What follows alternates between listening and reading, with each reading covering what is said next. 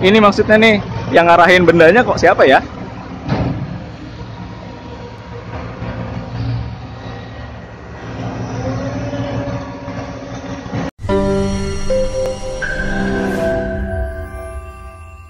Halo Sobat Apasko, ketemu lagi kita di konten terbaru Apasko, Bengkelas Terinovatif.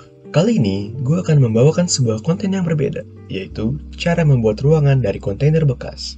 Ruangan ini bisa difungsikan untuk bermacam-macam kegiatan, mulai dari kamar tidur, kantor, sampai laboratorium seperti yang akan kita buat kali ini. Kontainer bekas memiliki banyak kelebihan untuk dijadikan bangunan. Kalian mau tahu kan apa aja?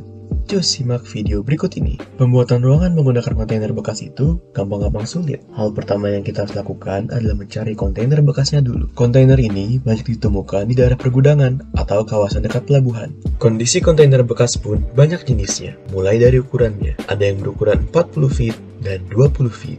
Dari kondisinya, ada yang sudah tidak layak pakai namun ada kebocoran, layak pakai namun rusak dindingnya, ada yang kondisi dinding dan atapnya bagus namun lantainya rusak, ataupun kondisi yang paling bagus yaitu layak melaut atau disebut seaworthy. Nah, untuk efisiensi pembangunan, sebaiknya kita mendapatkan kondisi kontainer yang seaworthy, karena pada kondisi ini, atap dan dindingnya masih rapat dan tidak bocor, akan sangat membantu untuk menekan budget waterproofing. Satu lagi, dalam mencari kontainer bekas, sebaiknya kita didampingi oleh orang yang mengerti ya, kalau bisa orang yang dari perusahaan pergudangan kontainernya, supaya kita bisa tahu kontainer mana saja yang bisa kita beli, kondisi fisiknya, dan harga yang diminta pemilik kontainer untuk dijual ke kita. Setelah kontainer kita peroleh, jangan lupa untuk menyewa truk trailer ya. Truk ini berfungsi mengangkut kontainer ke lokasi yang akan kita tuju. Hal penting dalam proses pengangkutan yang harus diperhatikan adalah kondisi akses jalan menuju lokasi. Jika jalanan relatif sempit dan tidak memungkinkan untuk dilewati truk 40 feet, sebaiknya jangan mencari kontainer bekas yang berukuran 40 feet. Belokan dan tempat berputar juga harus diperhatikan ya, karena truk merupakan alat berat yang membutuhkan ruang besar untuk manuver. Sebelum truk dan kontainer mencapai tujuan, sebaiknya sudah disediakan crane untuk memindahkan kontainer ke lokasi akhir yang akan kita desain. Karena hal ini membutuhkan timing yang tepat, maka perencanaan awal mobilisasi kontainer harus matang ya. Jangan sampai truk trailernya atau crane-nya menunggu terlalu lama, karena akan meningkatkan biaya sewa.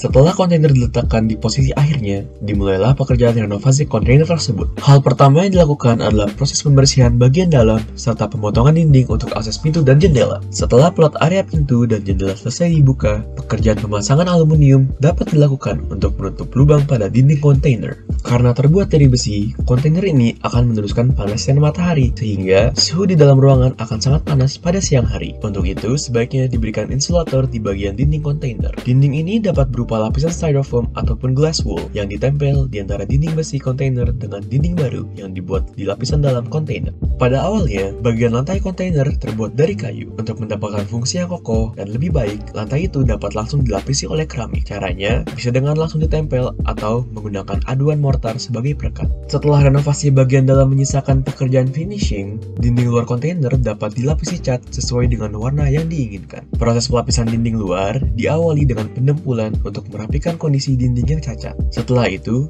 pengecatan dilakukan dengan cat duko. Pemilihan warna cat yang baik dengan memperhitungkan warna dasar dinding kontainer dapat menghilangkan keharusan melapisi cat dasar pada dinding. Namun, untuk beberapa warna tertentu, penggunaan cat dasar sangat diperlukan agar warna utama tidak terdistorsi oleh warna dasar kontainer. Setelah proses finishing dan pewarnaan dinding selesai, beginilah ruangan laboratorium yang kami buat untuk Departemen Teknik Mesin dan Biosistem Institut Pertanian Bogor. Dengan teknologi Artificial Intelligence yang dibuat oleh para dosen dari IPB, di sini akan dikembangkan pertanian presisi tanpa menggunakan tanah yang tidak tergantung pada matahari serta cuaca sehari-hari. Nah, kelebihan ruangan kontainer ini antara lain mudah dipindahkan jika sewaktu-waktu harus berada di lokasi lain, pengerjaannya cepat, sangat fleksibel jika ada penambahan ruangan, dan untuk beberapa kondisi, kontainer baru dapat langsung ditumpuk ke kontainer yang lama tanpa harus berubah struktur yang ada. Serta, yang paling penting, dapat menghemat biaya pembuatan dengan desain yang tepat. Semoga bisa bermanfaat untuk Sobat Apasko yang akan dan sedang memanfaatkan kontainer bekas. Nantikan konten berikutnya dari Apasko. Ciao!